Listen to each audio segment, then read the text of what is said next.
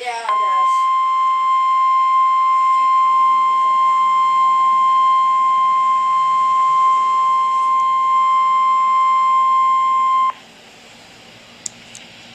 This is a test of the NOAA weather radio warning device.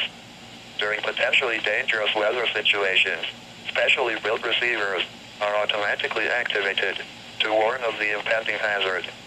Tests of these receivers normally are conducted by the National Weather Service every Wednesday around noon. When there is a threat of or existing severe weather in the area on Wednesday, the test is postponed until the next good weather day.